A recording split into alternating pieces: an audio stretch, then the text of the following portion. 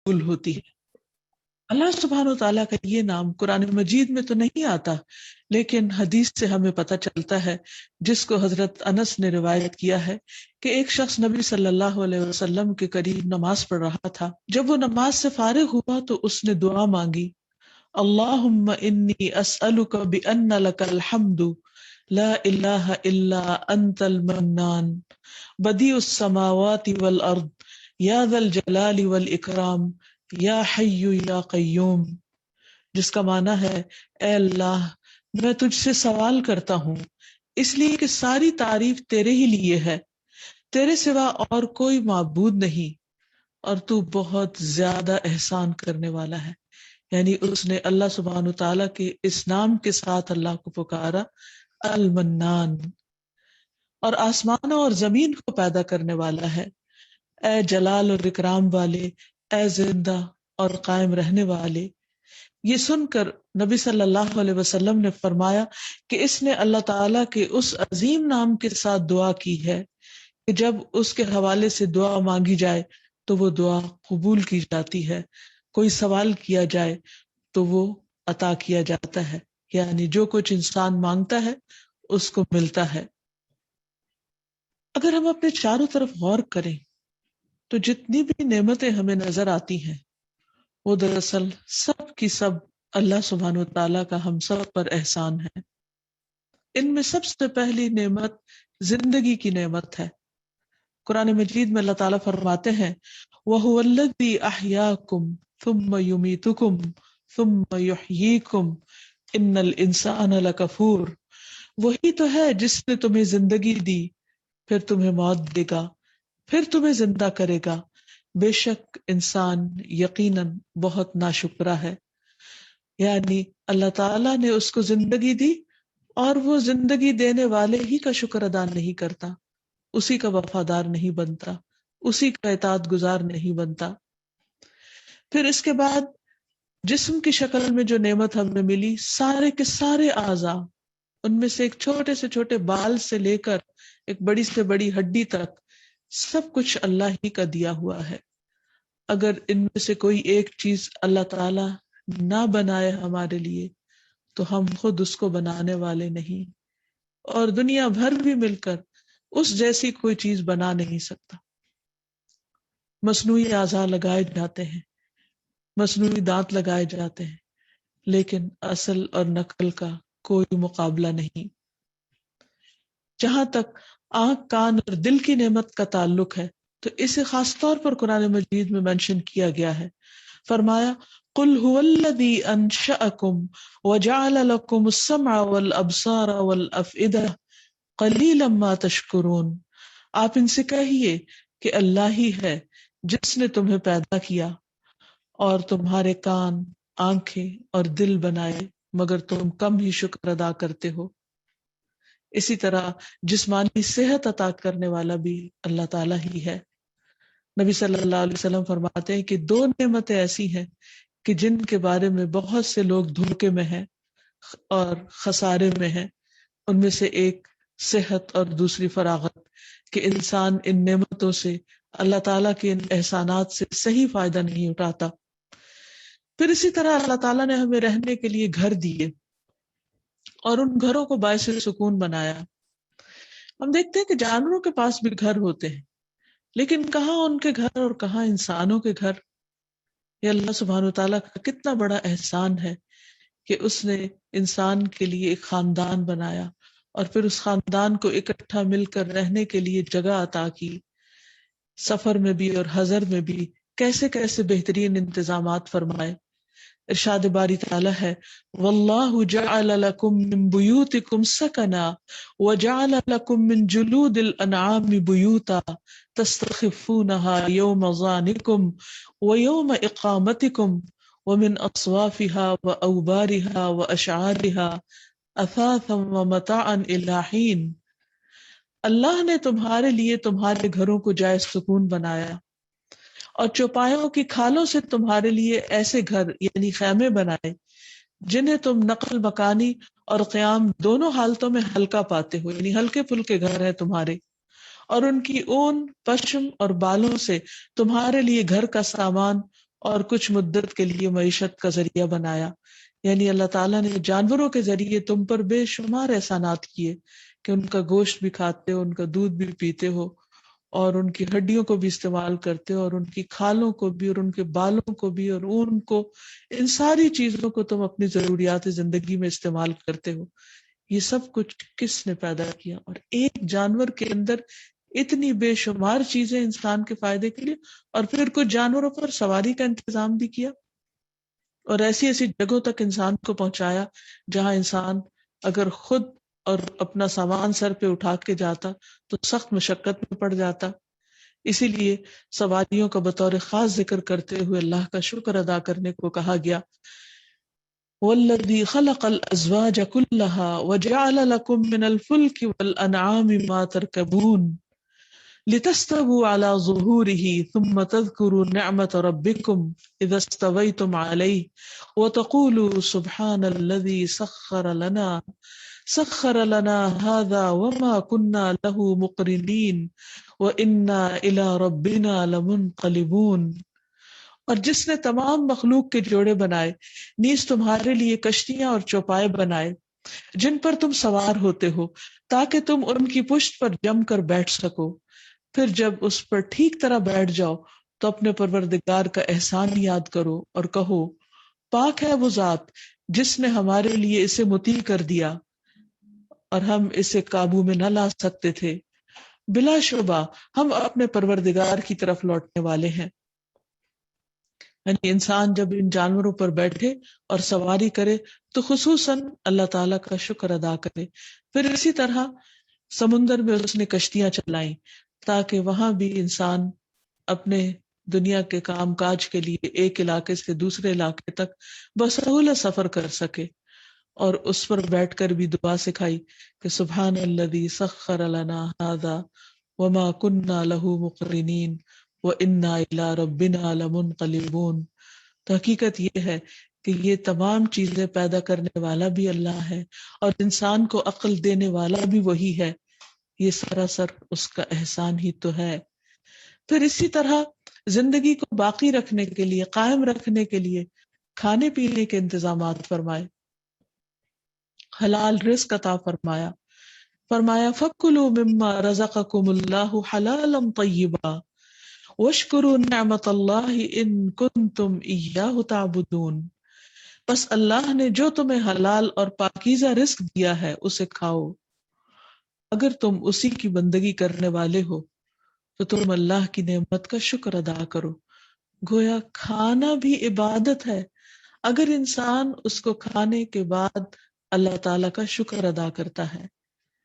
یہ اللہ تعالیٰ کی کتنی بڑی رحمت ہے، کتنی بڑی عنایت ہے اور کتنا بڑا احسان ہے کہ وہ ہمیں کھلا کر بھی خوش کرتا ہے، اور پھر اس کے بعد جب ہم شکر ادا کرتے ہیں تو نعمت میں مزید اضافہ بھی کرتا ہے.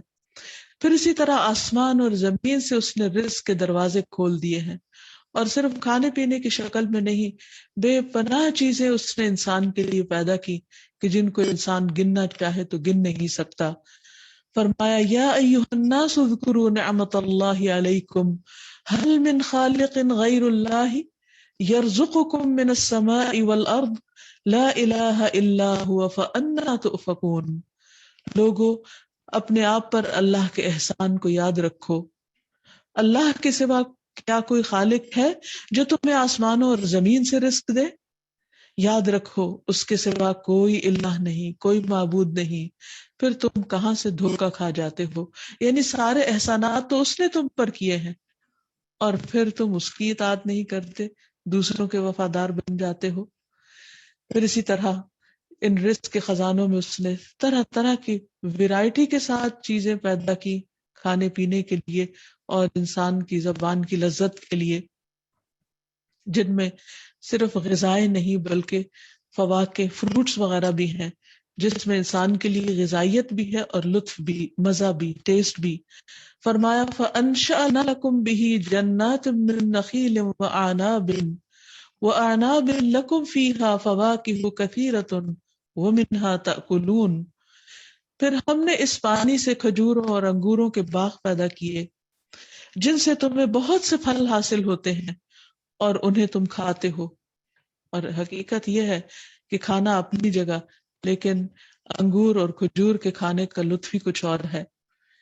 اور پھر یہ کہ انسان کی باقی تمام ضروریات بھی اللہ تعالیٰ ہی نے پوری کی ہیں، خواہ اس کے لباس کی ضرورت ہو یا اس کے آرام کی ضرورت ہو۔ اللہ تعالیٰ فرماتے ہیں أَلَمْ نَجْعَلِ الْأَرْضَ كِفَاتًا أَحْيَاءً وَأَمْوَاتًا وَجَعَلْنَا فِيهَا رَوَاسِيَ شَامِخَاتٍ وَأَسْقَيْنَاكُمْ مَاءً فُرَاتًا۔ کیا ہم نے زمین کو سمیٹ کر رکھنے والی نہیں بنایا، زندوں کے لیے بھی اور مردوں کو بھی، اور اس میں بلند و بالا پہاڑ جما دیے، یعنی پہاڑوں کا حسن آپ دیکھیں، اور ان کے اندر بے شمار خزانے جو چھپا کر رکھے گئے ہیں ان پر غور کریں، اور تمہیں میٹھا پانی پلایا۔ پھر اسی طرح زمین کو ہمارے لیے قرار کی جگہ بنایا۔ ہم سب جانتے ہیں کہ زمین دو رخی حرکت کر رہی ہے، لیکن اس کے باوجود ہمارے لیے رہنے کا پرسکون مقام ہے۔ فرمایا امن جعل الارض قرارا، وہ کون ہے جس نے زمین کو تمہارے لیے قرار کی جگہ بنایا، وجعل خلالها انہارا، اور اس کے بیچوں بیچ نہریں جاری کر دی، دریا جاری کر دیے۔ کس قدر حسن ہے جو زمین پر بکھرا ہوا ہے، اور اس کے ساتھ ساتھ انسانی ضروریات کو پورا کرنے کے لیے بھی۔ وجعل لها رواسیا، اور اس میں پہاڑ گاڑ دیے۔ وجعل بین البحرین حاجزا، دو سمندروں کے درمیان رکاوٹ ڈال دی۔ اِلٰہٌ مع اللہ، کیا اللہ کے سوا کوئی اور الہ بھی ہے جو یہ سب کچھ کرتا ہو؟ بل اکثرہم لا یعلمون، لیکن ان میں سے اکثر لوگ علم نہیں رکھتے کہ یہ سب کچھ اللہ کی طرف سے ہے۔ حقیقت یہ کہ دو طرح کے لوگ ہیں، ایک وہ کہ جن کو نہ دین کا علم ہے نہ دنیا کا علم ہے، اور وہ نعمتیں کھا رہے ہیں، استعمال کر رہے ہیں، اور شعور سے بعض اوقات خالی، یہ نہیں سوچتے کہ یہ سب کچھ کس کی طرف سے آیا ہے۔ اللہ کا نام لیے بغیر کھاتے، اور کھا کر اللہ کو کم ہی یاد کرتے۔ دوسری طرف وہ لوگ ہیں کہ جو ان نعمتوں کی حقیقت کو جانتے ہیں، اس کی قدر بھی کرتے ہیں، ان میں غور و فکر بھی کرتے ہیں، ریسرچ بھی کرتے ہیں، اور ان کے بڑے بڑے فائدے بھی ڈھونڈ لاتے ہیں، لیکن یہ بھول جاتے ہیں کہ یہ سب کچھ جس میں ڈالا کس نے، یہ سب بنایا کس نے۔ تو اصل میں بہترین راہ اعتدال کی راہ ہے کہ انسان ان نعمتوں سے فائدہ اٹھائے، ان پہ غور و فکر کرے، ان کو پڑھے، انہیں سمجھے، لیکن بنانے والے کو نہ بھولے، اور جس کام کے لیے بنانے والے نے، خالق نے دنیا میں بھیجا ہے، اس کام کو نہ بھولے۔ پھر اسی طرح اگر ان نعمتوں کا ہم ذکر کرتے رہیں تو انسان کی زندگی ختم ہو جائے، کیونکہ ایک ایک چیز کے اندر بے شمار فائدے ہیں، اور اسی لیے اللہ تعالیٰ فرماتے ہیں وَإِن تَعُدُّوا نِعْمَةَ اللَّهِ لَا تُحْصُوهَا، اگر تم اللہ کی نعمتوں کو شمار کرو تو کر نہیں سکتے۔ ان الانسان لظلوم کفار، بے شک انسان بڑا ہی ظالم اور ناشکرا ہے۔ حقیقت یہ ہے کہ وہ اپنے رب کا حق نہیں دیتا، اور اس کی ساری نعمتیں استعمال کر کے اس کا شکر ادا نہیں کرتا۔ پھر اسی طرح صرف کھانے پینے اور مادی نعمتوں سے ہی اس نے نہیں نوازا، وہ بہت سے مقامات پر اپنے بندوں کی مختلف طریقوں سے مدد کرتا ہے جب بندے مشکلات میں مبتلا ہو جاتے ہیں۔ عام لوگوں کی بھی مدد کرتا ہے، لیکن وہ عموماً کسی کو پتہ نہیں چلتا کہ کس کی مدد کہاں کس شکل میں ہوئی۔ بعض اوقات تو وہ نوٹیسبل ہوتی ہے، انسان اس کو محسوس کر لیتا ہے، لیکن بعض اوقات انسان مدد پاتے ہوئے بھی اللہ کو یاد نہیں کرتا اور اس کا شکر ادا نہیں کرتا۔ ہاں، قرآن مجید میں کچھ خاص ہستیوں کے اوپر جو اللہ تعالیٰ کی مدد آئی اور اللہ تعالیٰ کا احسان ہوا، اس کا ذکر ہمیں ملتا ہے۔ مثلاً یوسف علیہ السلام کی سٹوری قرآن مجید میں موجود ہے، اور بہت ہی خوبصورت کہانی ہے جس میں ان پر مختلف مواقع پر اللہ تعالیٰ نے جو احسانات کیے ان کا ذکر ملتا ہے۔ وہ خود بھی ان احسانات کو یاد کرتے ہیں، اور پھر ان کے بھائی جنہوں نے ان کے ساتھ زیادتی کی، وہ بھی اللہ تعالیٰ کے احسان کو بالآخر مان لیتے ہیں۔ کس طرح اللہ تعالیٰ نے ان کو کنویں سے نکالا، اور پھر کس طرح ان کو عزیز مصر کے گھر بہترین ٹھکانہ دیا۔ ان سارے احسانات کو یوسف علیہ السلام محسوس کرتے ہیں، اور پھر جیل خانے میں جانے کے بعد جب نکالے گئے تو اس کو بھی اپنے رب کا احسان مانتے ہیں۔ حقیقت یہ ہے کہ جو اللہ کے شکر گزار بندے ہوتے ہیں وہ چھوٹے چھوٹے احسانات کو دیکھ لیتے ہیں اور ان کا اعتراف کرتے ہیں، اور اللہ کو یاد کرتے ہیں اور اس سے محبت کرتے ہیں، اور پھر بندوں کا حق بھی نہیں بھولتے. اور پھر ہم دیکھتے ہیں یہاں پر کہ کس طرح یوسف علیہ السلام خاص طور پر کہتے ہیں قد من اللہ علینا، کہ اللہ نے ہم پر احسان کیا ہے. انہ من یتقی ویصبر فان اللہ لا یضیع اجر المحسنین، کہ جو بھی تقوی اور صبر اختیار کرتا ہے اللہ تعالیٰ محسنین کا اجر ضائع نہیں کرتا.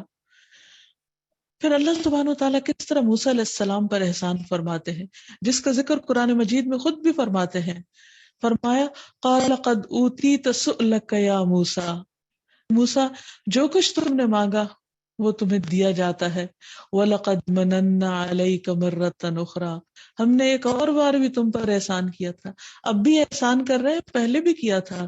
یاد ہے جب تمہیں بچپن میں تمہاری ماں نے دریا میں ڈالا تھا، اذ اوحینا الی امک ما یوحا، وہ وقت یاد کرو جب ہم نے تمہاری ماں کی طرف وحی کی جیسے وحی کی جاتی ہے. ان اقذفیہ فی التابوت فاقذفیہ فی الیم فلیلقہ الیم بالساحل یأخذہ عدو لی وعدو لہ، کس طرح کہ تو اسے صندوق میں ڈال دے، پھر اسے دریا میں ڈال دے، پھر دریا اس سے کنارے پر ڈال دے، اسے میرا دشمن اور اس کا دشمن اٹھا لے گا. سبحان اللہ. اور میں نے تجھ پر اپنی طرف سے محبت ڈال دی تاکہ تیری پرورش میری آنکھوں کے سامنے کی جائے. اللہ سبحانہ وتعالیٰ براہ راست محبت کے ساتھ دیکھ رہے ہیں اور بندوں کے دلوں میں بھی محبت ڈال دی ہے. یہ احسان پر احسان ہے جو اللہ تعالیٰ نے موسیٰ علیہ السلام پر کیا، کہ کس طرح دشمن سے نجات دی اور پھر دشمن کے گھر میں ہی پالا، اور پھر اپنی ہی ماں کو ان کے لیے مردہ کے طور پر یعنی دودھ پلانے والی کے طور پر بھی مقرر کروا دیا. ایک پر ایک احسان. پھر اسی طرح شدید تکلیفوں سے نجات عطا کی. اللہ تعالیٰ فرماتے ہیں وَلَقَدْ مَنَنَّا عَلَى مُوسَى وَهَارُونَ، ہم نے موسیٰ اور ہارون پر احسان کیا تھا. یہ خاص احسانات کا ذکر ہے، ورنہ عام احسانات تو سارے ہی بندوں پر ہوتے ہیں. اور کس طرح وَنَجَّيْنَاهُمَا وَقَوْمَهُمَا مِنَ الْكَرْبِ الْعَظِيمِ، کہ ان دونوں کو اور ان کی قوم کو ہم نے کرب عظیم سے نجات دی. یعنی کس طرح فرعون سے نجات دی اور دریا کو ان کے لیے خشک کر دیا کہ بنی اسرائیل کو لے کر وہ دوسری طرف جا نکلے، اور ان کے دشمن کو ان کی آنکھوں کے سامنے ڈبو دیا پانی کے اندر، اور پھر عبرت کا نمونہ بنا دیا. پھر اسی طرح اللہ سبحانہ وتعالیٰ نے نبی صلی اللہ علیہ وسلم اور آپ کے ساتھیوں پر بھی بارہا احسان فرمایا، جس کا ذکر قرآن مجید میں کچھ یوں ملتا ہے وَاذْكُرُوا إِذْ أَنْتُمْ قَلِيلٌ مُسْتَضْعَفُونَ فِي الْأَرْضِ تَخَافُونَ أَنْ يَتَخَطَّفَكُمُ النَّاسُ فَآوَاكُمْ وَأَيَّدَكُمْ بِنَصْرِهِ وَرَزَقَكُمْ مِنَ الطَّيِّبَاتِ لَعَلَّكُمْ تَشْكُرُونَ.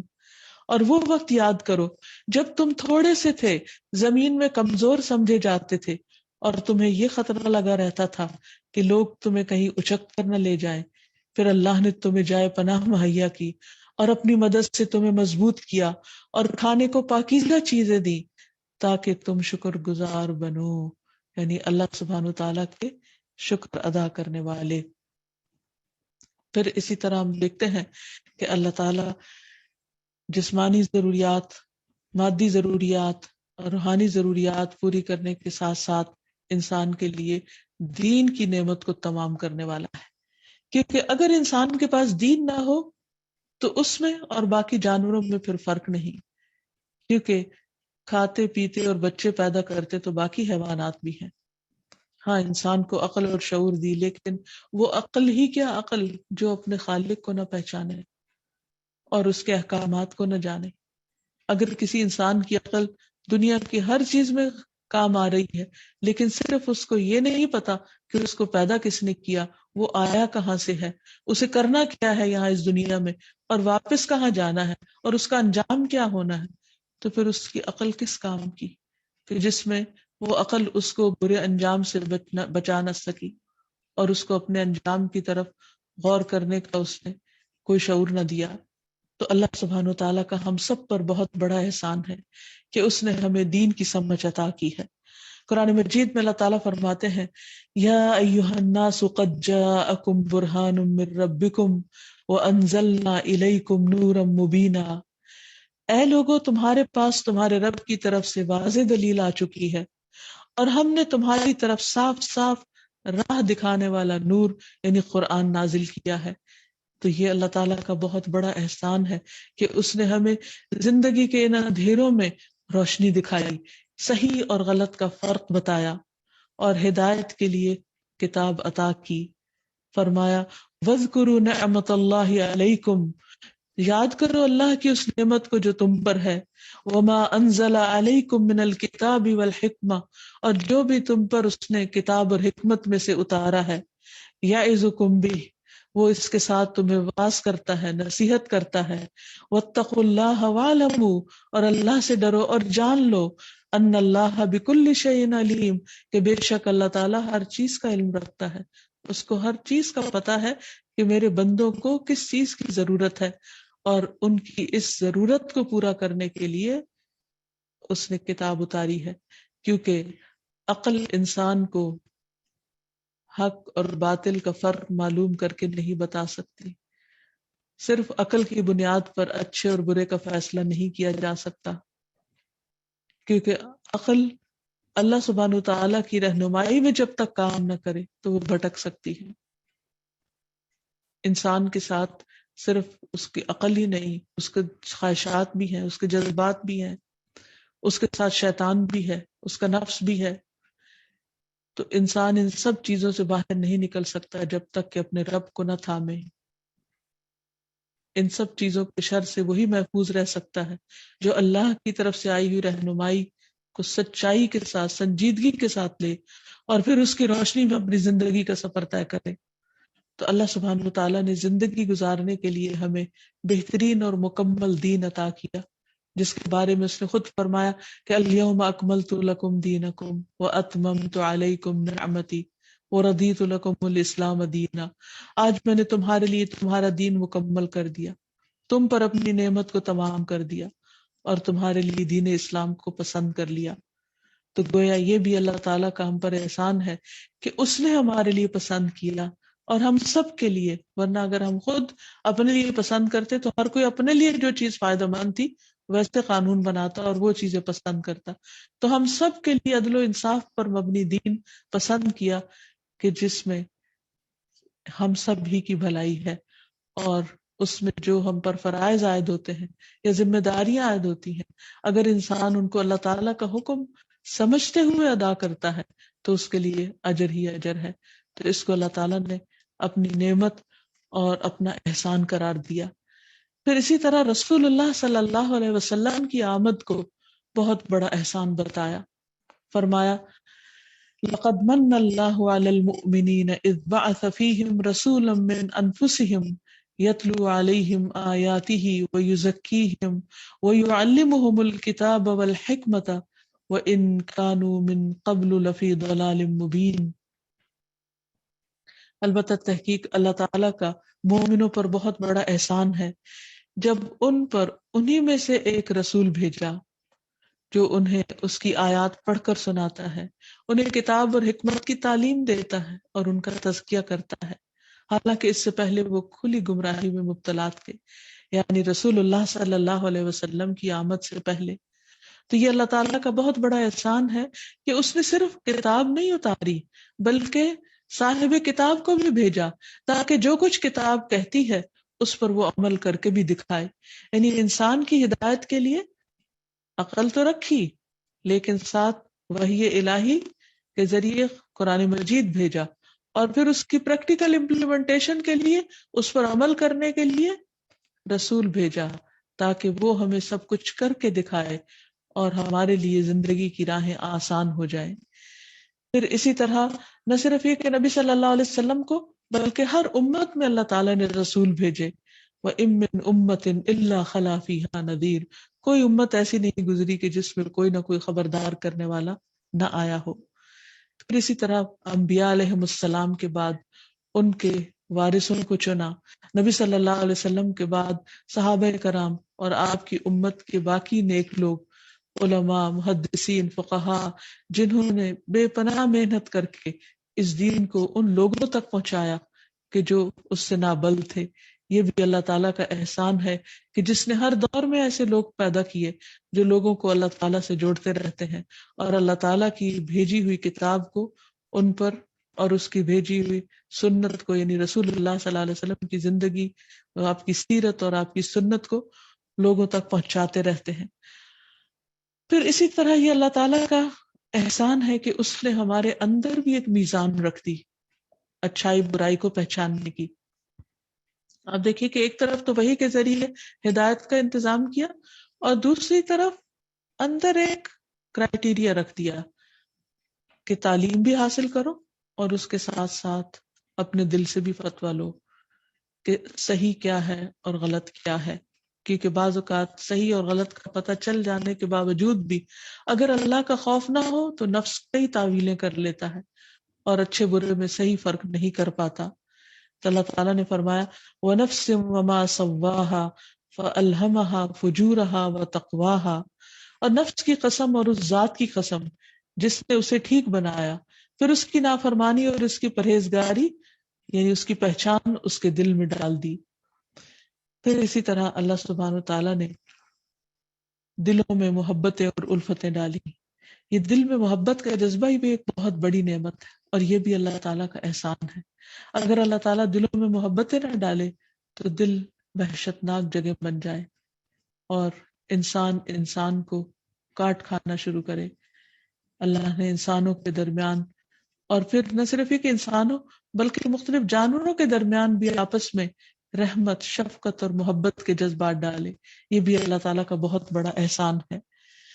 اب جب ہم اللہ تعالیٰ کے ان احسانات کو یاد کرتے ہیں، ان احسانات کو پہچانتے ہیں اور ہم دیکھنے کے قابل ہوتے ہیں، ہمیں یہ صلاحیت ملتی ہے، ہم غور و فکر کرتے ہیں، تو اس کے بعد ضروری ہے کہ اس نام کے اثرات ہماری زندگی پر بھی پڑنے چاہیے۔ اور وہ کس طرح؟ سب سے پہلی بات تو یہ کہ انسان اللہ تعالیٰ کے احسانات کو ماننے والا ہو کہ واقعی مجھ پر اللہ کا احسان ہے۔ کیونکہ بہت دفعہ ایسا ہوتا ہے کہ اللہ تعالیٰ کے احسانات کو انسان اپنی کوشش اور محنت کا نتیجہ سمجھ لیتا ہے۔ مثلا اگر کسی کی صحت اچھی ہے تو لوگ پوچھتے ہیں تمہاری صحت کا راز کیا؟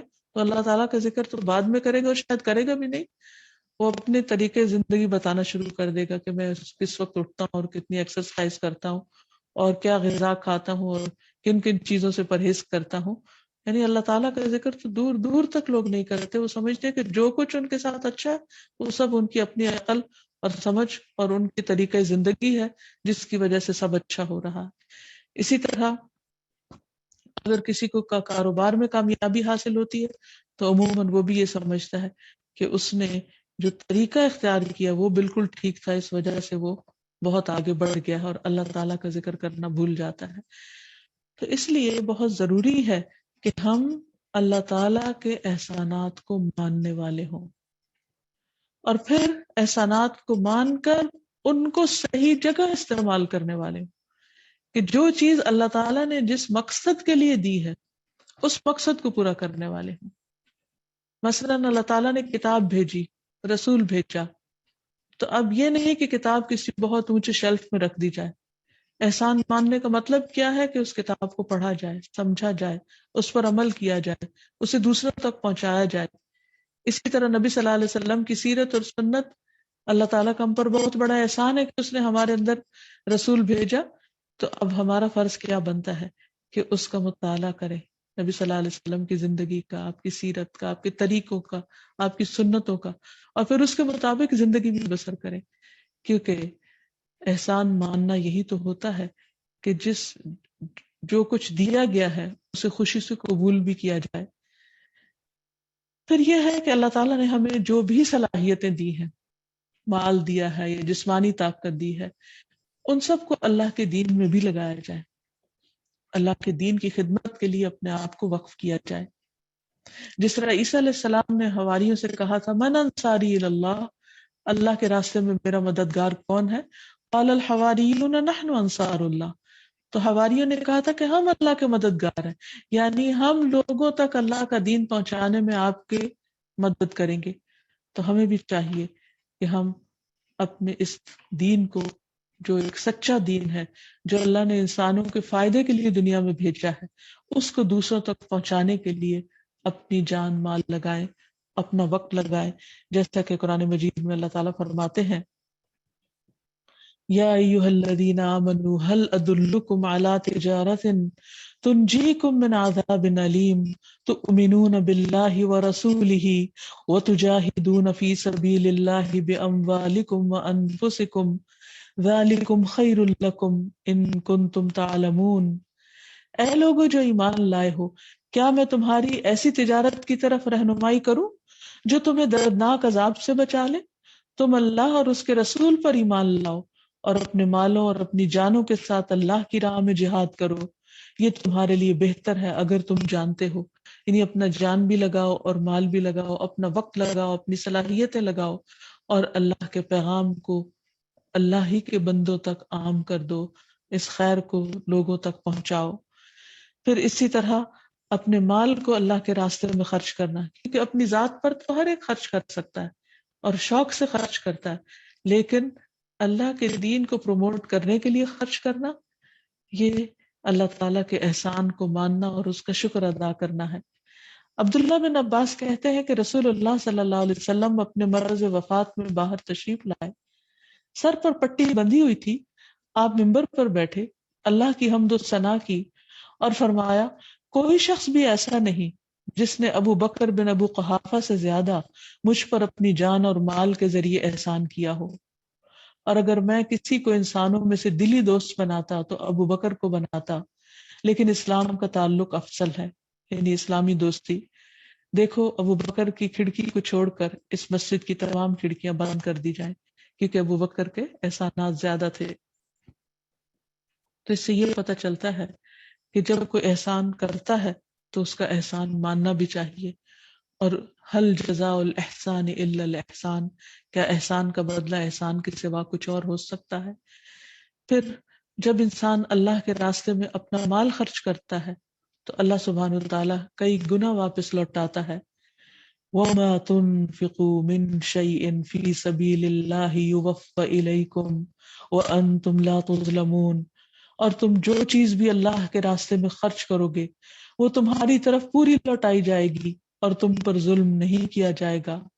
دوسری جگہ فرمایا مثل الذین ينفقون اموالهم فی سبیل اللہ کمثل حبۃ انبتت 7 سنابل فی کل سنبلۃ 100 حبۃ واللہ یضاعف لمن یشاء واللہ واسع علیم۔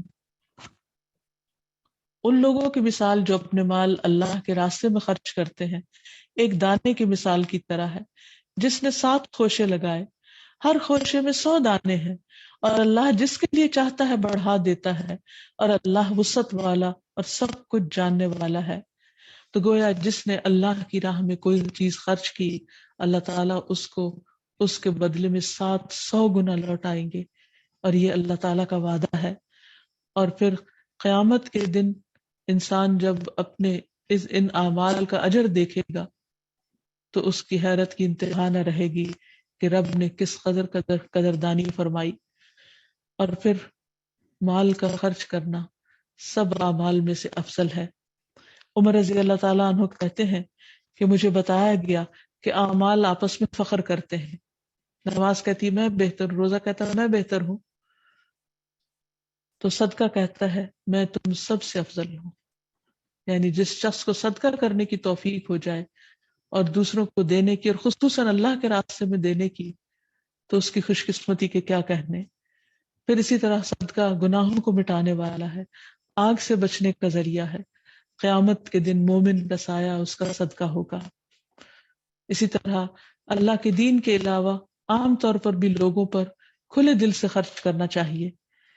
قرآن مجید میں اللہ تعالیٰ فرماتے ہیں الذین ينفقون اموالهم باللیل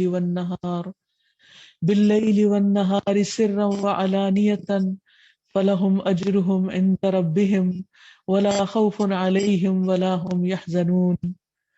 وہ لوگ جو اپنے مال رات اور دن چھپے اور کھلے خرچ کرتے ہیں، سو ان کے لیے ان کا اجر ان کے رب کے پاس ہے، اور ان پر نہ کوئی خوف ہے اور نہ وہ غمگین ہوں گے۔ اور پھر یہ کہ انسان جتنا زیادہ بھلائی کے کاموں میں خرچ کرتا ہے اتنا ہی زیادہ خیر سمیٹتا ہے، اور اپنے آپ کو جہنم سے آزاد کرواتا چلا جاتا ہے۔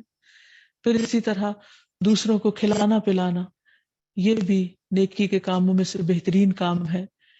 پھر کچھ دے کر احسان نہیں جتانا چاہیے، کہ بعض اوقات ہم اللہ تعالیٰ کا احسان مانتے ہوئے اللہ کی راہ میں اپنی نعمتوں کو خرچ تو کرتے ہیں، لیکن دوسروں کو ہم جتاتے بھی ہیں، تو اس سے بچنا چاہیے، کیونکہ احسان جتانے سے اور اذیت دینے سے صدقہ ضائع ہو جاتا ہے۔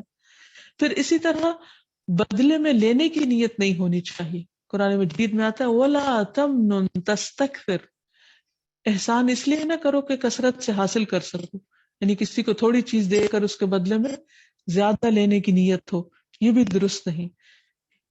پھر اسی طرح انسان کو اپنی عبادات، اپنے اسلام، اپنی نیکیوں کا بھی احسان نہیں جتانا چاہیے، کہ بعض اوقات انسان جب کوئی نوافل زیادہ پڑھ لیتا ہے یا روزے رکھ لیتا ہے تو اس کو مینشن کرنا شروع کر دیتا ہے، یا انڈائریکٹلی احسان جتانا شروع کر دیتا ہے، یا کسی یتیم بچے کی پرورش کرتا ہے، یا کسی کی تعلیم کا خرچ اٹھا لیتا ہے، تو اس کا ذکر نہیں کرنا چاہیے، کیونکہ اس سے بھی انسان کا اجر ضائع ہو جاتا ہے۔ فرعون نے موسیٰ علیہ السلام کو پالا تھا، تو اس احسان کا ذکر وہ خاص طور پر بھرے دربار میں کرتا ہے، کہ کیا تمہیں یاد ہے کہ ہمیں تجھے بچہ سا پالا تھا، تو ہمارے درمیان چھوٹا سا رہا تھا۔ تو اس قسم کی بات فرعونی بات ہے کہ انسان کسی کا بچپن یا اس کا ماضی اس کو یاد دلا کر اس پر احسان جتائے۔ اللہ تعالیٰ احسان جتلانے والے کو سخت ناپسند کرتا ہے۔ حدیث میں آتا ہے، نبی صلی اللہ علیہ وسلم نے فرمایا، 3 قسم کے لوگوں سے اللہ قیامت کے دن بات نہ کرے گا، ان میں سے ایک وہ شخص ہے جو کسی کو جو کچھ بھی دیتا ہے تو احسان جتلاتا ہے۔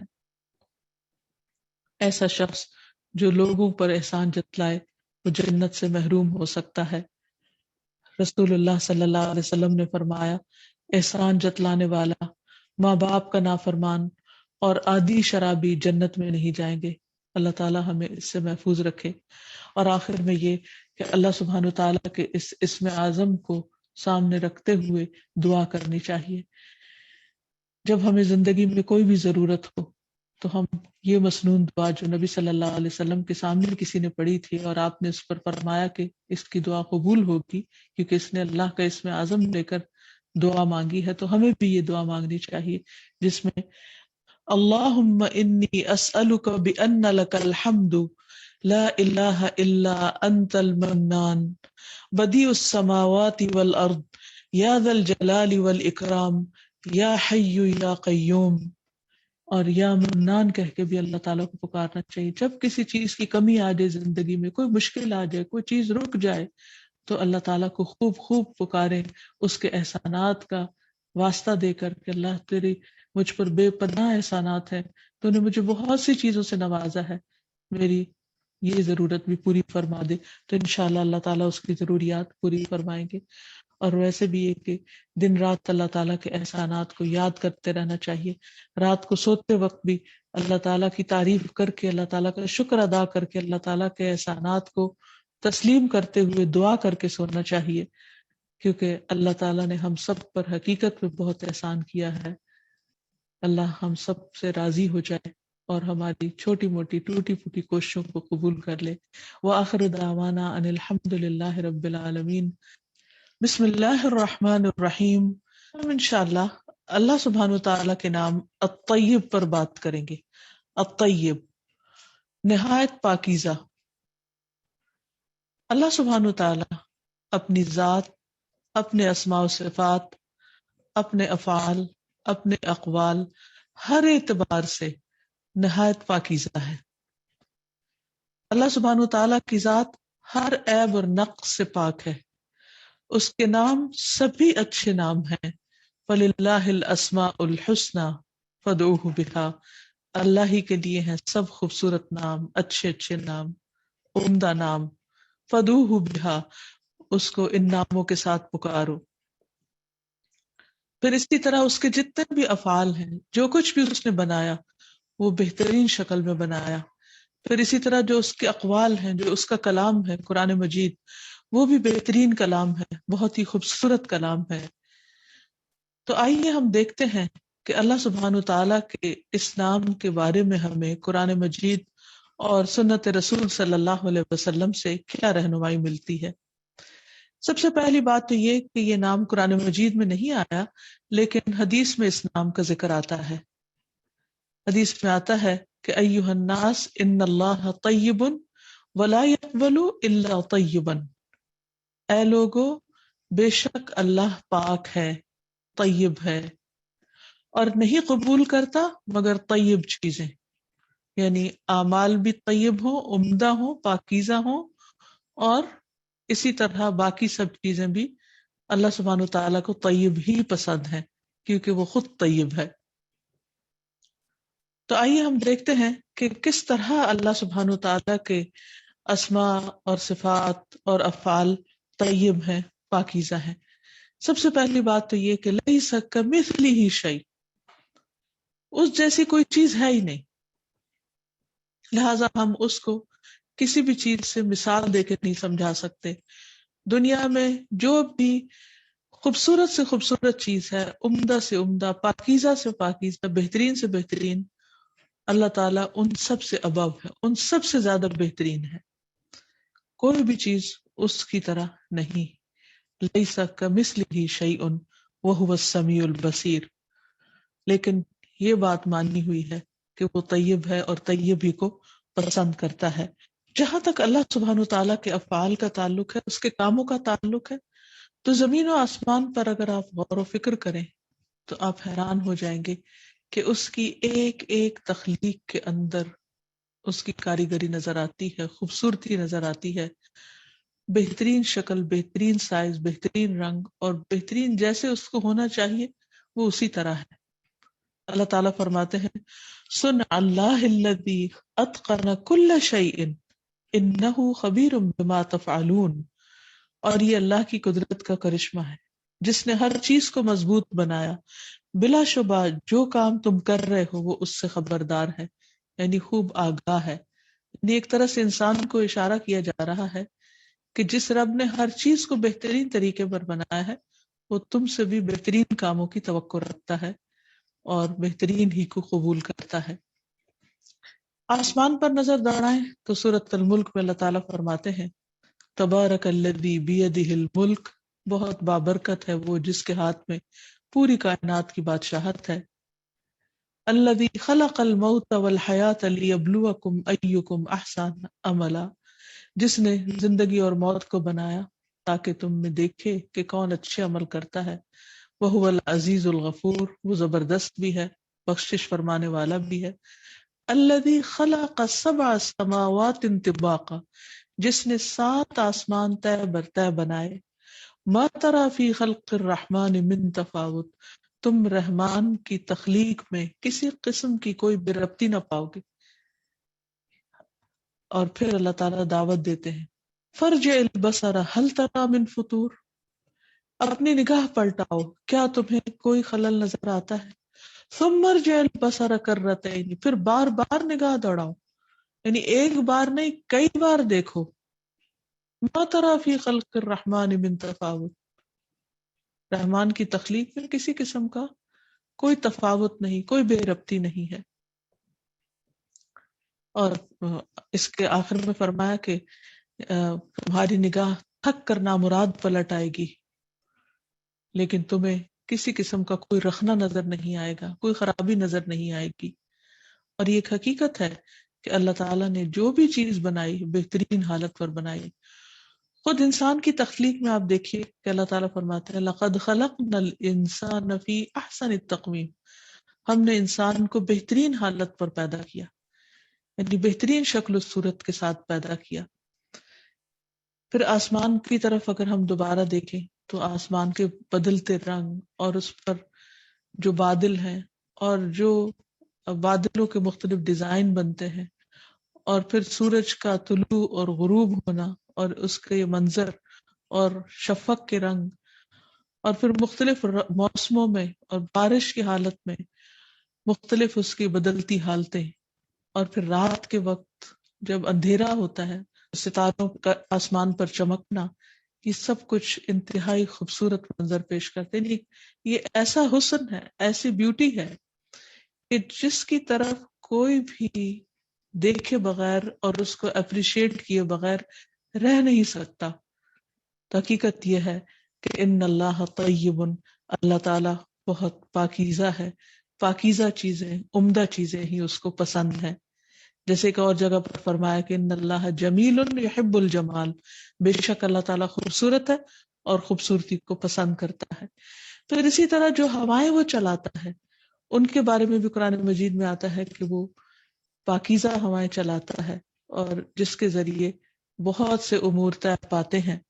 فرمایا هو الذی یسیرکم فی البر والبحر حتی اذا کنتم فی الفلک وجرین بہم بریح طیبۃ وفرحوا بها جاءتها ريح عاصف وجاءهم الموج من كل مكان وظنوا أنهم أحيط بهم دعوا الله مخلصين له الدين لئن أنجيتنا من هذه لنكونن من الشاكرين۔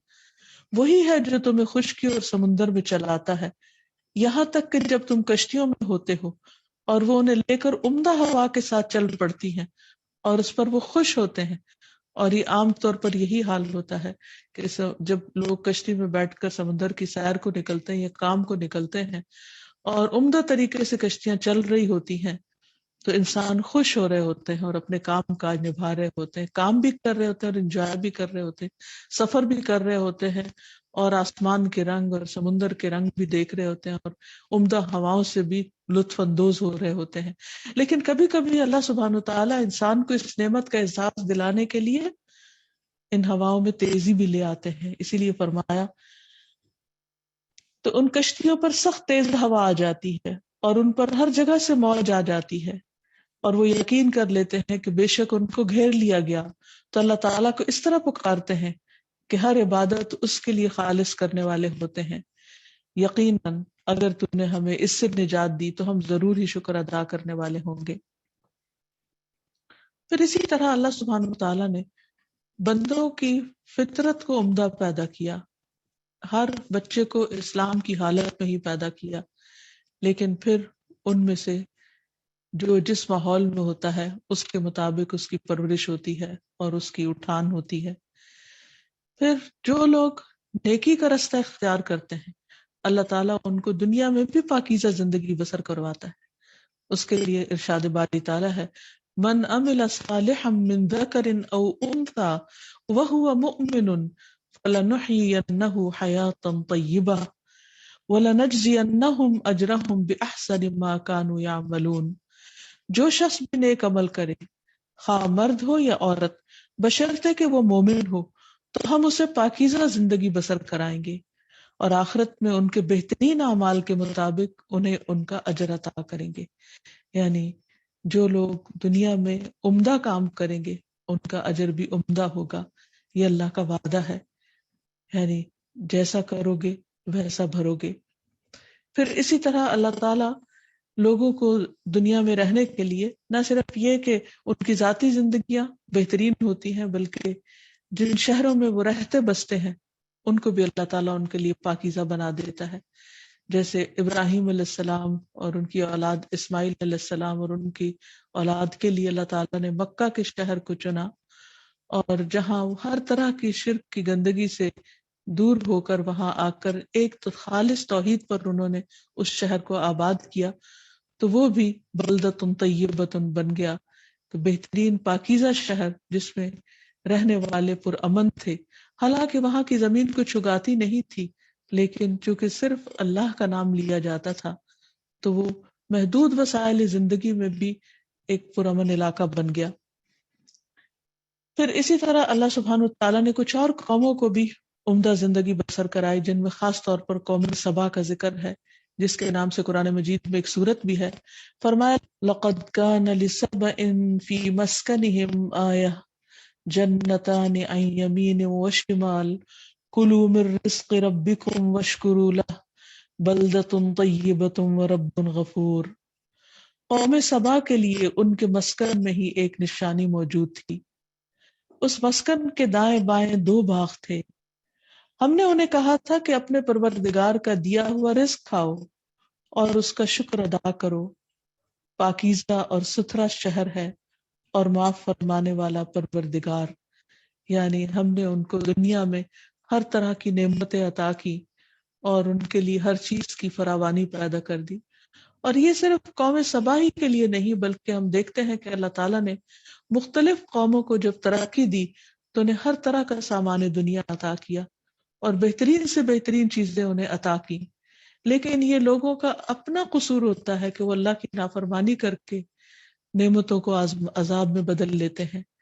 اور اس کے لیے اللہ تعالیٰ سورۃ الروم میں فرماتے ہیں ظہر الفساد فی البر والبحر بما کسبت ایدی الناس، کہ خشکی اور سمندر میں فساد پھیل گیا. یہ فساد کیوں پھیلا؟ اللہ نے اس کو فساد پر نہیں پیدا کیا، اللہ نے تو اس کو انتہائی پاکیزہ پیدا کیا. یعنی جب سمندر کو اللہ تعالیٰ نے کریٹ کیا تو اس میں کوئی پولوشن نہیں تھی. زمین کو جب پیدا کیا تو اس میں پولوشن نہیں تھی، ہوا میں پولوشن نہیں تھی، کہیں بھی نہیں تھی. ہر چیز پاکیزہ اور صاف ستھری تھی. لیکن یہ سب کچھ کیوں ہو گیا کہ آج انسان اس پولوشن کے ہاتھوں خود ہی عذاب میں مبتلا ہے؟ کیونکہ یہ انسان کے اپنے ہاتھوں کی کمائی ہے. نہ اس سے سمندر بچے ہیں اور نہ اس سے خشکی کی زمینیں بچی ہیں. ہر طرف یہ فساد ہی فساد نظر آتا ہے. بما کسبت ایدی الناس، یہ سب کچھ لوگوں کے اپنے ہاتھوں کی کمائی کی وجہ سے ہوا ہے. اللہ تعالیٰ طیب ہے اور طیب کو پسند کرتا ہے. وہ چاہتے ہیں کہ بندے اس دنیا میں بھی عمدہ زندگی بسر کریں، اور وہ چاہتا ہے کہ بندے آخرت میں بھی بہترین جنت کے باغوں میں رہیں. وہ اپنے بندوں پر ظلم نہیں کرتا، وہ اپنے بندوں کا برا نہیں چاہتا. ان اللہ طیب، وہ طیب ہے اور طیب ہی کو پسند کرتا ہے، طیب ہی کو قبول کرتا ہے. لہذا بندوں پر لازم آتا ہے کہ وہ اللہ سبحانہ تعالیٰ کے لیے جو بھی عمل کریں وہ طیب ہو، پاکیزہ ہو. پھر ہم دیکھتے ہیں کہ اللہ سبحانہ تعالیٰ نے بندوں کے لیے جو رزق پیدا کیا اور انسانوں کو خاص طور پر غذائی ضروریات ان کی پوری کرنے کے لیے جو چیزیں دی ہیں وہ بھی انتہائی پاکیزہ ہیں. فرمایا قل من حرم زینۃ اللہ التی اخرج لعبادہ والطیبات من الرزق، کہہ دیجئے اللہ تعالیٰ نے اپنے بندوں کے لیے جو زینت اور کھانے کی پاکیزہ چیزیں پیدا کی ہیں انہیں کس نے حرام کیا ہے؟ یعنی اللہ نے ان کے لیے حلال کیا ہے، اور وہ اس میں بہت زیادہ ویرائٹی ہے. جو اپنی حسب پسند مرضی کی چیزیں ہیں وہ ان کو کھا سکتے ہیں. آپ کہیے کہ یہ چیزیں دنیا کی زندگی میں ان لوگوں کے لیے ہیں جو ایمان لائے، اور قیامت کے دن تو خالصتاً انہی کے لیے ہوں گی. یعنی اللہ نے دنیا میں بھی کھانے پینے میں اور استعمال کی چیزوں میں جو زینت رکھی ہے، جو خوبصورتی رکھی ہے، جو اٹریکشن رکھی ہے، وہ اہل ایمان پر حرام نہیں کی. صرف یہ ہے کہ حلال طریقے سے اس سے حاصل کریں اور حلال راستے میں اور حلال طریقے پر ہی اس کو استعمال کریں. پھر فرمایا ہم اپنی آیات کو صاف صاف بیان کرتے ہیں ان لوگوں کے لیے جو علم رکھتے ہیں. اسی طرح اللہ سبحانہ تعالیٰ نے جو مرد اور عورت کے بیچ میں رشتہ رکھا اس کو بھی نکاح کے ذریعے پاکیزہ قرار دیا اور اس کے اندر بھی پاکیزگی کا ایلیمنٹ رکھا. فرمایا واللہ جعل لکم من انفسکم ازواجا وجعل لکم من ازواجکم بنین وحفدا ورزقکم من الطیبات افبالباطل یؤمنون وبنعمت اللہ ہم یکفرون. اور اللہ نے تمہارے لیے خود تمہیں میں سے بیویاں بنائی اور تمہارے لیے تمہاری بیویوں سے بیٹے اور پوتے بنائے. یعنی کتنی نعمتیں عطا کی تمہیں، اور تمہیں پاکیزہ چیزوں سے رزق دیا. تو کیا وہ باطل کو مانتے اور اللہ کی نعمت کا انکار کرتے ہیں؟ دینے والا تو سب کچھ ان کو اللہ ہی ہے، اور وہ کسی اور کے شکر گزار ہوتے ہیں، یہ کسی اور کی عبادت کرتے ہیں، یہ کسی اور کی طرف رجوع کرتے ہیں. پھر ایک اور دلچسپ بات یہ ہے کہ اللہ تعالیٰ نے انسان کے لیے جتنی بھی کھانے پینے کی چیزیں پیدا کی، جو ان میں سے اکثریت جو ہے وہ حلال ہے. چند ایک حرام چیزوں کا ذکر آتا ہے قرآن مجید میں یا نبی صلی اللہ علیہ وسلم کی سنت سے ہمیں پتہ چلتا ہے. باقی کثیر تعداد میں جو انسانوں کے لیے پیدا کیا وہ عمدہ، پاکیزہ اور ان کے فائدے کا ہے. جہاں تک حلال اور حرام کا تعلق ہے تو اس میں بھی جتنی پاکیزہ چیزیں ہیں ان کو اللہ تعالیٰ نے حلال قرار دیا اور خبیث چیزوں کو حرام قرار دیا. جب لوگوں نے پوچھا کہ ان کے لیے کیا حلال ہے تو بہت آسان جواب دیا گیا کہ پاکیزہ چیزیں سب ان کے لیے حلال ہیں. یسألونک ماذا احل لہم، وہ آپ سے پوچھتے ہیں کہ ان کے لیے کیا کچھ حلال ہے. قل احل لکم الطیبات، کہہ دیجئے سب پاکیزہ چیزیں تمہارے لیے حلال ہیں. یعنی حلال کا دائرہ بہت وسیع ہے، اور اس کا جو معیار ہے وہ پاکیزگی ہے، صفائی ہے، اس کا بہترین ہونا ہے. پھر اسی طرح رسول اللہ صلی اللہ علیہ وسلم کو جب بھیجا گیا تو آپ کو ایک ذمہ داری یہ بھی دی گئی کہ وہ لوگوں کے لیے پاک چیزوں کو حلال قرار دیں، جن کو پچھلی امتوں کے لوگوں نے اپنے اوپر خود سختی کرتے ہوئے حرام قرار دے دیا تھا، یا ان کے گناہوں کی وجہ سے وہ چیزیں جو اصلاً حلال تھی، پاکیزہ تھی، ان پر حرام قرار دی گئی تھی. اس سلسلے میں قرآن مجید میں آتا ہے الذین یتبعون الرسول النبی الامی الذی یجدونہ مکتوبا عندہم فی التوراۃ والانجیل یأمرہم بالمعروف وینہاہم عن المنکر ویحل لہم الطیبات ویحرم علیہم الخبائث.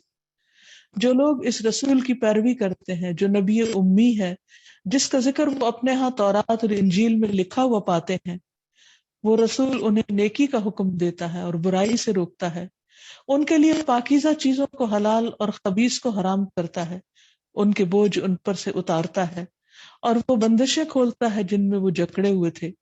لہٰذا جو لوگ اس پر ایمان لائے اور اس کی حمایت اور مدد کی اور اس روشنی کی پیروی کی جو آپ کے ساتھ نازل کی گئی، تو یہی لوگ فلاح پانے والے ہیں. تو اس سے یہ پتہ چلتا ہے کہ نبی صلی اللہ علیہ وسلم کے فرائض منصبی میں ایک چیز یہ بھی تھی کہ وہ پاکیزہ چیزوں کو لوگوں کے لیے حلال کریں تاکہ ان کی زندگی ان پر آسان ہو. پھر اسی طرح پاک کو ناپاک سے الگ کرنے والا بھی اللہ سبحانہ وتعالی ہی ہے. فرمایا ما کان اللہ لیذر المؤمنین علی ما انتم علیہ حتی یمیز الخبیث من الطیب وما كان الله ليطلعكم على الغيب ولكن الله يجتبي من رسله من يشاء فآمنوا بالله ورسله وإن تؤمنوا وتتقوا فلكم أجر عظيم. اللہ تعالیٰ مومنوں کو اسی حال پر نہ چھوڑے گا جس حال پر اس وقت تم ہو، جب تک کہ پاک کو ناپاک سے جدا نہ کر دے. یعنی انسانوں کے مزاج کے اندر، طبیعتوں کے اندر، ان کے اعمال کے اندر، ان کی گفتگو کے اندر، ان کی نیتوں کے اندر بعض اوقات آلائشیں ہو جاتی ہیں، تو اللہ تعالیٰ ایک کے بعد ایک ٹیسٹ ڈالتا رہتا ہے تاکہ وہ صاف ہو جائے اور انسان کا کھرا کھوٹا الگ ہو جائے اور ان کے اندر کی جو غلطیاں ہیں وہ ختم ہو جائیں. تو دنیا میں اہل ایمان کا تزکیہ کرنے کے ساتھ ساتھ اللہ سبحانہ وتعالیٰ ان کو جو احکامات دیتا ہے عمل کرنے کے لیے وہ بھی نہایت پاکیزہ ہے. مثلا سلام کا حکم قرآن مجید میں دیا گیا. اللہ تعالیٰ فرماتے ہیں فَإِذَا دَخَلْتُمْ بُيُوتًا فَسَلِّمُوا عَلَىٰ أَنفُسِكُمْ تَحِيَّةً مِّنْ عِندِ اللَّهِ مُبَارَكَةً طَيِّبَةً كَذَلِكَ يُبَيِّنُ اللَّهُ لَكُمُ الْآيَاتِ لَعَلَّكُمْ تَعْقِلُونَ. جب تم گھروں میں داخل ہوا کرو تو اپنے لوگوں کو یعنی گھر والوں کو سلام کہا کرو، یہ اللہ تعالیٰ کی طرف سے مبارک اور پاکیزہ تحفہ ہے، یہ طیب تحفہ ہے. یعنی اللہ تعالیٰ کا یہ حکم جو ہے وہ ایک تحفے کی حیثیت رکھتا ہے تمہارے لیے. اسی طرح اللہ تعالیٰ اپنی آیات تمہارے لیے کھول کھول کر بیان کرتا ہے تاکہ تم سمجھ سے کام لو، یعنی صحیح رستہ اختیار کرو، پاکیزہ رستہ اختیار کرو. اور جو لوگ دنیا میں پاکیزہ رستہ اختیار کرتے ہیں وہ پاکیزہ جنت کے وارثوں میں ہوگا، اور جو لوگ دنیا میں اللہ سبحانہ وتعالیٰ کا پاکیزہ راستہ اختیار کرتے ہیں وہ آخرت میں بھی اللہ تعالیٰ کی پاکیزہ جنتوں کے وارث ہوں گے جن میں ان کے لیے پاکیزہ بیویاں ہوں گی. جیسے قرآن مجید میں آتا ہے وَلَهُمْ فِيهَا أَزْوَاجٌ مُطَهَّرَةٌ وَهُمْ فِيهَا خَالِدُونَ کہ اس میں ان کے لیے پاکیزہ ازواج ہوں گے اور وہ اس میں ہمیشہ ہمیشہ رہیں گے. پھر اسی طرح فرمایا وَمَسَاكِنَ طَيِّبَةً فِي جَنَّاتِ عَدْنٍ اور عمدہ گھر، بہترین گھر جنت عدن میں. یعنی جو شخص دنیا میں اللہ تعالیٰ کے پاکیزہ کلام کو خوشی سے قبول کرتا ہے، اس کو اختیار کرتا ہے، پاکیزہ زندگی بسر کرتا ہے، تو اس کا انجام بھی پاکیزہ لوگوں کے ساتھ پاکیزہ مقامات پر ہوگا. پھر اسی طرح اللہ سبحانہ تعالیٰ الطیب ہے، اور طیب کا معنی پاکیزہ ہے. تو اس میں اللہ سبحانہ تعالیٰ اس اعتبار سے بھی پاکیزہ ہے کہ وہ ہر نقص اور عیب سے پاک ہے، وہ اولاد سے پاک ہے، وہ ہر طرح کے شریکوں سے پاک ہے، وہ شرک سے پاک ہے.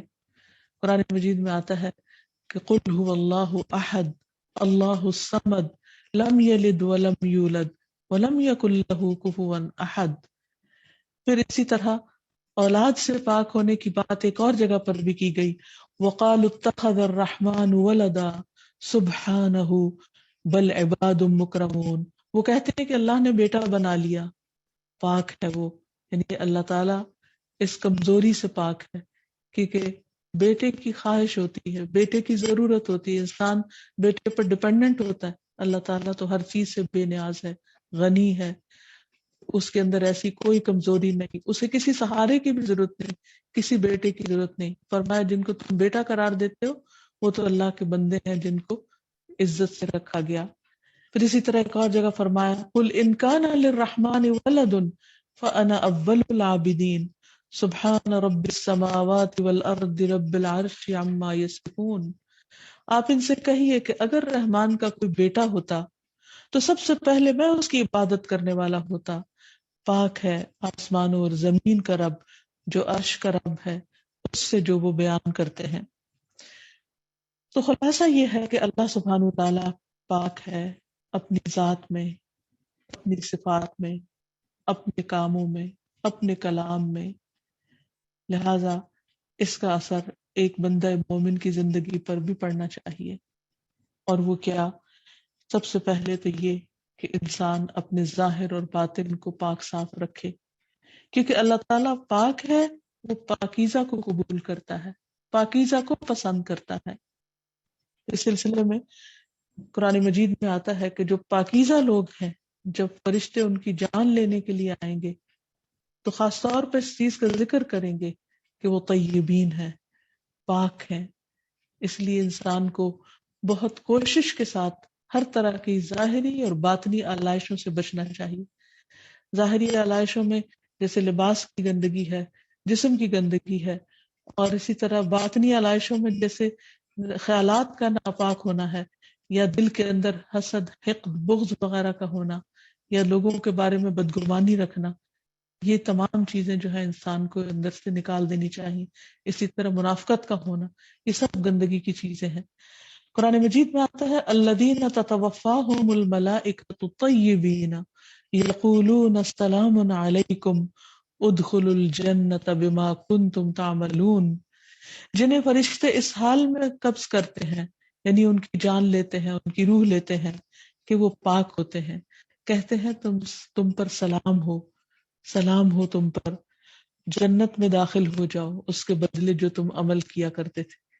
یعنی دو طرح کی زندگی ہوتی ہے. ایک وہ زندگی کہ جس میں انسان جسمانی گندگیوں میں بھی الجھا ہوتا ہے، یعنی اس کو ظاہری صفائی ستھرائی کا بھی احساس نہیں ہوتا، اور پھر اندر کی ایمان کی اور دل کی طہارت اور صفائی کا بھی احساس نہیں ہوتا. اور دوسرا یہ کہ انسان پاکیزہ مزاج ہوتا ہے، پاکیزہ صفت ہوتا ہے، اور دونوں طرح کی نجاستوں سے دور بھاگتا ہے. اب انسان کو تو نہیں معلوم کہ اس کی موت کس وقت آ جائے گی اور کس وقت موت کا فرشتہ اچانک آ کے نوک کر دے گا. تو اس صورت میں انسان کو چاہیے کہ ہمیشہ ظاہری اور باطنی طہارت کا خیال رکھے.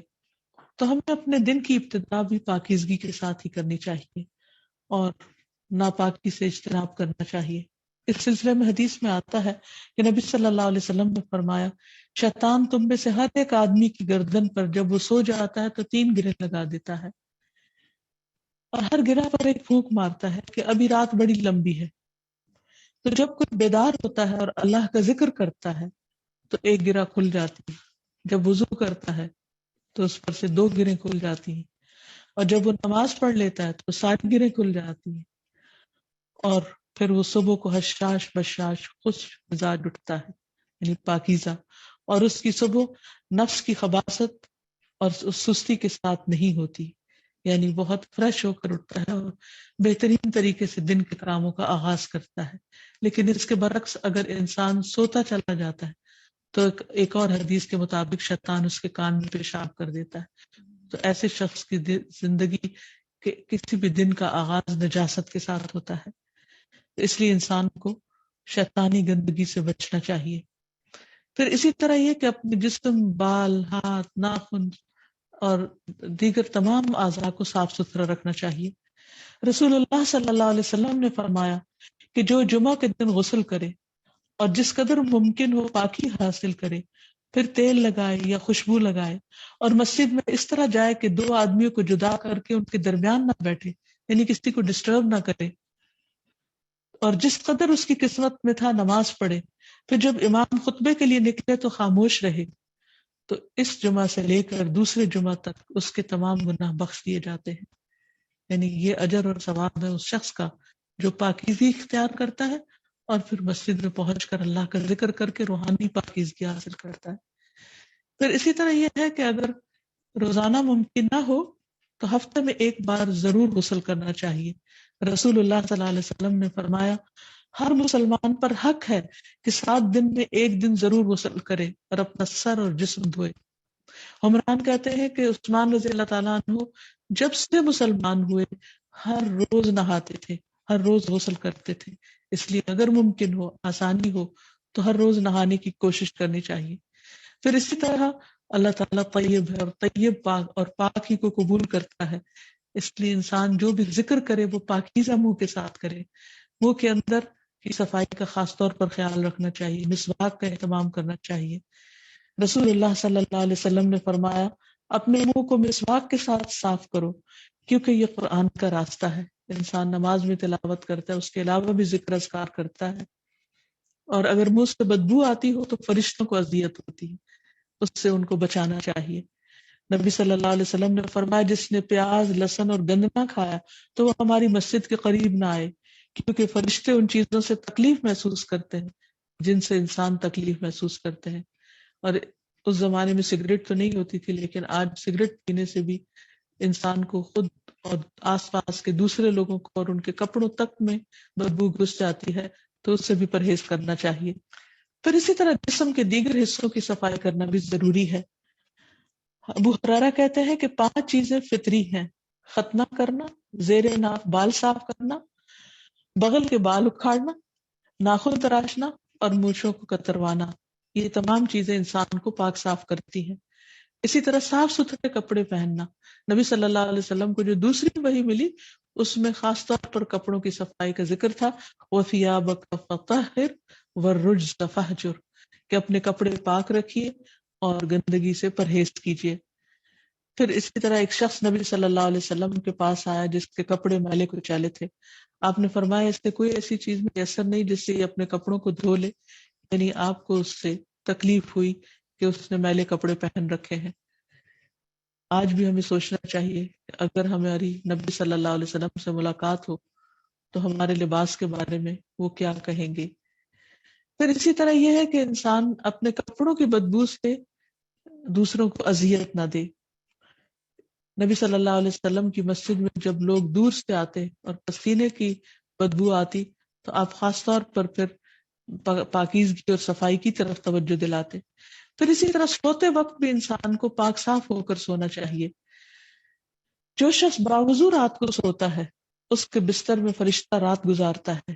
جب بھی وہ رات کی کسی گھڑی میں نیند سے بیدار ہوتا ہے تو فرشتہ کہتا ہے اے اللہ اپنے فلاں بندے کو معاف کر دے اس لیے کہ یہ باوضو سویا ہے۔ پھر خوشبو کا اہتمام کرنا چاہیے۔ جب رسول اللہ صلی اللہ علیہ وسلم کہیں سے گزرتے تو عمدہ خوشبو کی وجہ سے پہچانے جاتے کہ یہاں سے نبی صلی اللہ علیہ وسلم گزرے ہیں۔ پھر اسی طرح رات کے وقت بھی آپ کے گزرنے کو پہچان لیا جاتا آپ کی خوشبو کی وجہ سے، اور آپ کو یہ بات سخت ناپسند تھی کہ آپ سے کسی قسم کی بو آئے، آپ پر یہ امر بہت شاق گزرتا تھا۔ پھر اسی طرح گھروں کو بھی صاف ستھرا رکھنا چاہیے، نبی صلی اللہ علیہ وسلم نے اس کی بہت تلقین کی ہے۔ حقیقت یہ ہے کہ ایک مومن کی تو ساری زندگی ہی پاکیزگی پر مبنی ہوتی ہے۔ قرآن مجید میں مومن کی جو مثال دی گئی ہے وہ شجرہ طیبہ کے ساتھ دی گئی ہے۔ فرمایا مثل کلمۃ طیبۃ کشجرۃ طیبہ اصلها ثابت وفرعها فی السماء تؤتی اکلها کل حین بإذن ربها ویضرب اللہ الامثال للناس لعلهم یتفکرون۔ پاکیزہ کلمے کی مثال، یعنی جب ایک بندہ مومن لا الہ الا اللہ پڑھ لیتا ہے اور شرک کی نجاست سے باہر نکل آتا ہے تو اس کی مثال ایسے ہی ہے جیسے ایک پاکیزہ درخت ہو۔ یعنی ایمان کا بیج جب بویا جاتا ہے اور اس سے جو درخت نکلتا ہے تو مومن کی مثال اس درخت کی طرح ہے. اور ایک حدیث کے مطابق وہ کھجور کا درخت بتایا گیا ہے کہ اسلحا ثابت، جس کی جڑ بڑی مضبوط ہے، وہ فروحا فی السماء، اور شاخیں آسمان تک پہنچی. نہیں دور سے ایسے دیکھیں اگر درخت کے سین کو تو یوں لگتا ہے جیسے شاخیں آسمان سے ٹکرا رہی ہوں. اور پھر اس کی خوبی کیا ہے، تؤتی اکلھا کل حین باذن ربھا، وہ ہر موسم میں اپنے پھل دیتا ہے اپنے رب کے اذن سے. یعنی جب کھجوروں کے خوشے نکلتے ہیں تو اس کی ساری ہی چیزیں استعمال کے قابل ہوتی ہیں تاکہ کھجوریں پک جائیں. اور اس کا درخت ایور گرین درخت ہوتا ہے، اس پر خزاں نہیں آتی. تؤتی اکلھا کل حین باذن ربھا. اور وَيَضْرِبُ اللَّهُ الْأَمْثَالَ لِلنَّاسِ، اللہ تعالیٰ لوگوں کے لیے مثالیں بیان کرتا ہے تاکہ لوگ غور و فکر سے کام لیں. تو گویا بندہ مومن کی ساری زندگی پاکیزگی پر مبنی ہوتی ہے. اس کا ہر ایکشن، اس کا ہر عمل، اس کا ہر کام، اس کا ظاہر، اس کا باطن سب ہی فائدہ مند ہوتا ہے. اور پھر ہر وقت وہ دوسروں کو فائدہ پہنچاتا ہے. ایک صاف ستھرا انسان اور کچھ نہیں تو اپنی لکس کے ساتھ ہی دوسروں کے لیے ایک بہترین چیز ہوتا ہے. پھر اسی طرح یہ ہے کہ اللہ سبحانہ وتعالیٰ نے ہمیں طیب کھانے کا بھی حکم دیا ہے. قرآن مجید میں آتا ہے کلوا مما فی الارض حلالا طیبا، کھاؤ جو کچھ بھی زمین میں ہے حلال اور طیب. پھر رسولوں کو خاص طور پر حکم دیا گیا، اہل ایمان کو حکم دیا گیا کہ وہ حلال اور پاکیزہ چیزیں کھائیں. اور پھر ساتھ ہی بتا دیے گئے کل لا یستوی الخبیث والطیب، کہ ناپاک اور پاکیزہ برابر نہیں ہوتے. ولو اعجبک کثرت الخبیث، خواہ خبیث کی کثرت تمہیں کتنی ہی اچھی لگے لیکن انسان کو پاکیزہ ہی کی طرف جانا چاہیے. اور پھر رزق میں پاکیزگی کا اہتمام کرنا چاہیے، انسان کو اپنی کمائی میں حلال حرام کا خیال رکھنا چاہیے. اور مومن جو ہے وہ ہمیشہ اپنے کھانے پینے کے معاملے میں صرف ظاہری پاکیزگی کا خیال نہیں رکھتا بلکہ کمائی کا بھی خیال رکھتا ہے کہ وہ بھی پاکیزہ ہے یا نہیں. نبی صلی اللہ علیہ وسلم نے فرمایا مومن کی مثال شہد کی مکھی کی مانند ہے، جو پاکیزہ چیز کھاتی ہے پاکیزہ رس خارج کرتی ہے، اور جس پھول پتی یا پتے پہ بیٹھتی ہے وہ نہ ٹوٹتا ہے نہ خراب ہوتا ہے. یعنی بہترین چیز لیتی ہے اور بہترین چیز دیتی ہے. اور جو شہد وہ بناتی ہے وہ آپ دیکھیے کہ کس طرح اس میں لوگوں کے لیے شفا ہے. اور پھر مومن حرام چیزوں سے بچتا ہے کیونکہ اسے معلوم ہے کہ حرام اس کے لیے آخرت میں نقصان کا باعث ہے. رسول اللہ صلی اللہ علیہ وسلم نے فرمایا حرام مال سے پلا ہوا جسم جنت میں نہیں جائے گا. اس لیے انسان اپنے کھانے پینے میں خصوصی طور پر طیب اور حلال کا خیال رکھے. پھر اسی طرح طیب مال سے صدقہ کرے کیونکہ حرام مال سے کیا وہ صدقہ انسان کا قبول نہیں ہوتا، اس کا ثواب نہیں ملتا. پھر اسی طرح زکوٰۃ کی ادائیگی میں طیب مال کا خیال رکھنا چاہیے کہ جو مال دے وہ پاکیزہ ہو، صاف ستھرا ہو. عام صدقہ خیرات میں بھی گھٹیا اور فضول اور بیکار نکمی چیزیں نہیں دینی چاہیے، صاف ستھری اور قابل استعمال چیزیں دینی چاہیے کیونکہ نفلی صدقات میں بھی خبیث چیزیں قابل قبول نہیں. نبی صلی اللہ علیہ وسلم کے زمانے میں ایک دفعہ کسی نے بیکار قسم کی ردی کھجوریں لا کر مسجد میں لٹکا دی تھی تو آپ صلی اللہ علیہ وسلم نے ایک ڈنڈے کے ساتھ ان کو جھاڑ کر گرا دیا. آپ نے فرمایا اگر اس کا مالک چاہتا تو عمدہ قسم کی کھجور دے سکتا تھا، بلا شبہ قیامت کے دن وہ بھی ایسی ہی کھجوریں کھائے گا. یعنی جس قسم کی انسان دیتا ہے اسی قسم کی قیامت کے دن پھر لینے والا بھی ہوگا. پھر اسی طرح یہ کہ انسان کی گفتگو بھی پاکیزہ ہونی چاہیے، اس میں جھوٹ اور چغلی اور غیبت اور ایک دوسرے کی لگائی بجائی ان تمام چیزوں سے بچنا چاہیے. پھر ذکر کی کثرت ہونی چاہیے کیونکہ الیہ یصعد الکلم الطیب والعمل الصالح یرفعہ، کہ اللہ تعالیٰ کی طرف پاکیزہ کلمات ہی چڑھتے ہیں، یعنی وہی قبول ہوتے ہیں، انہی کا وزن ہوگا، انہی پر اجر ہوگا اور عمل صالح اس کو اوپر اٹھاتا ہے. اور طیب کلام جو ہے وہ آگ سے بچانے کا ذریعہ بھی ہے. نبی صلی اللہ علیہ وسلم نے فرمایا جہنم سے بچو اگرچہ کھجور کے ایک ٹکڑے سے ہی کیوں نہ ہو. اگر کسی کو کھجور کا ٹکڑا بھی میسر نہ آئے تو اچھا کلمہ ہی کہہ دو، کلمہ طیبہ ہی کہہ دو، عمدہ طریقے سے کسی سے بات ہی کر لو کیونکہ آپ نے فرمایا الکلمۃ الطیبۃ صدقہ، کہ پاکیزہ کلام جو ہے وہ صدقہ ہے. اور پھر پاکیزہ کلام اور اچھا کلام اچھی فال اس سے لی گئی ہے. یعنی مومن جب منہ سے کوئی بات نکالے تو اچھی بات نکالے، یہ نہ کہے کہ یہ ہو نہیں سکتا اور یہ تباہ ہو جائے گا، اور یعنی بری بری باتیں زبان سے نہیں نکالنی چاہیے. اچھی اور فائدہ مند باتیں نکالنی چاہیے جس سے دوسروں کو انکریجمنٹ ہو، دوسروں کو ڈسکریج نہیں کرنی چاہیے. اللہ تعالیٰ سے اچھی امید رکھنی چاہیے، تو اس سے پھر انسان بہت سی آفات سے بھی سلامت رہتا ہے. پھر اسی طرح شادی بیاہ کے معاملے میں بھی انسان کو پاکیزہ ازواج کا انتخاب کرنا چاہیے اور پاکیزہ زندگی بسر کرنی چاہیے، حرام تعلقات سے پرہیز کرنا چاہیے. اور آخر میں یہ کہ اللہ سبحانہ و تعالیٰ کے اس نام کے وسیلے سے اللہ تعالیٰ سے دعا بھی کرنی چاہیے اور اللہ تعالیٰ سے پاکیزہ چیزوں کا سوال کرنا چاہیے. انبیاء اور صالحین جب اولاد کے لیے دعا کرتے تو پاکیزہ اولاد کی کرتے، جیسے زکریا علیہ السلام نے کہا رب ہب لی من لدنک ذریۃ طیبہ، اے میرے رب مجھے اپنے پاس سے پاکیزہ اولاد عطا فرما، یعنی جس کا اخلاق اور کردار اور سب کچھ پاکیزہ اور عمدہ ہو. پھر اسی طرح یہ ہے کہ کھانا کھانے کے بعد اللہ تعالیٰ کا شکر ادا کرنا چاہیے اور اللہ تعالیٰ کی تعریف کرنی چاہیے. آپ یہ دعا پڑھا کرتے تھے الحمد للہ کثیرا طیبا مبارکا فیہ غیر مکفی ولا مودع ولا مستغنى عنہ ربنا. تمام تعریفیں اللہ کے لیے بہت زیادہ پاکیزہ، برکت والی، ہم کافی نہیں سمجھتے نہ اس کو ترک کرتے ہیں، اور اے ہمارے رب نہ ہم اس سے بے پرواہ ہو سکتے ہیں. یعنی پاکیزہ تعریف تیرے لیے، اور جتنی بھی کریں اتنی ہی کم ہے. پھر اسی طرح ہمیں صبح کے وقت خاص طور پر دن کے آغاز میں اپنے لیے پاکیزہ رزق کی دعا کرنی چاہیے، نبی صلی اللہ علیہ وسلم کی سنت کی پیروی کرتے ہوئے.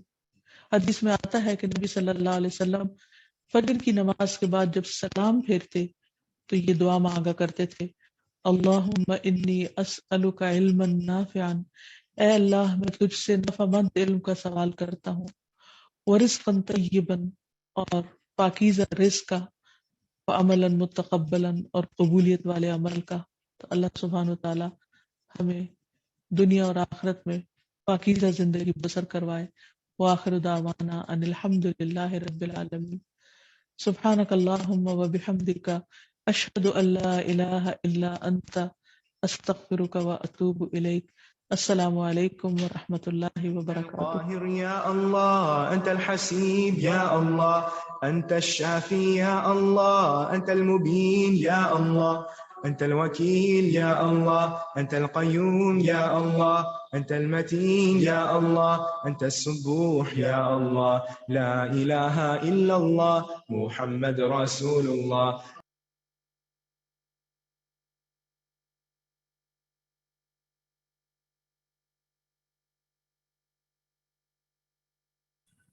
اعوذ باللہ من الشیطان الرجیم، بسم اللہ الرحمن الرحیم. السلام علیکم ورحمۃ اللہ وبرکاتہ. کیسے ہیں آپ لوگ؟ الحمدللہ ہم نے آج کا اپنا جو لیسن تھا اسماء الحسنہ میں سے المنان اور الطیب مکمل کیا. تھوڑے سے ہائی لائٹس دیکھ لیتے ہیں آج جو ان دو اسماء میں ہم نے سیکھے. آپ لوگ ریڈی ہیں تو 1 ٹائپ کیجئے، میں دعا کر لیتی ہوں. رب اشرح لی صدری ویسر لی امری واحلل عقدۃ من لسانی یفقہوا قولی اللہم فقہنا فی الدین آمین.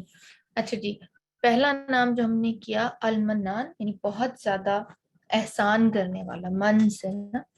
تو جیسے استاذہ نے گنوائیں کہ بہت ساری نعمتیں ہیں اللہ تعالیٰ کی ہمارے اوپر، بہت سارے احسانات ہیں جو کہ اللہ سبحانہ تعالیٰ بہت ساری چیزیں ایسی ہیں جو بغیر مانگے ہمیں دیے چلے جا رہے ہیں، اور جن میں جیسے کہ استاذہ نے پہلے بھی بتایا کہ سب سے بڑا احسان اللہ تعالیٰ کا ہم پر کیا ہے کہ یہ زندگی، اور پھر اس زندگی کو چلانے کے لیے جو وائٹل آرگنز ہمیں دیے ہیں وہ جس طرح کام کرتے ہیں. اور اس چیز کو آپ نے ایکسپیرینس کیا ہوگا کہ ان آرگنز کی نہ تو کوئی ریپلیسمنٹ ہے، اور اگر ان میں تھوڑا سا ڈیفیکٹ ہو جاتا ہے تو دنیا کے بڑے سے بڑے ڈاکٹر مل کے بھی ویسی چیز ریپلیس نہیں کر سکتے جو کہ اللہ تعالیٰ نے ہمیں عطا کر رکھی ہے. تو یہ اللہ کا بہت بڑا احسان ہے. پھر اگر اپنی ہم سراؤنڈنگ میں دیکھیں تو بے شمار چیزیں ان گنت جو ہیں ہمیں نظر آتی ہیں جو اللہ تعالیٰ نے ہمیں دے رکھی ہیں.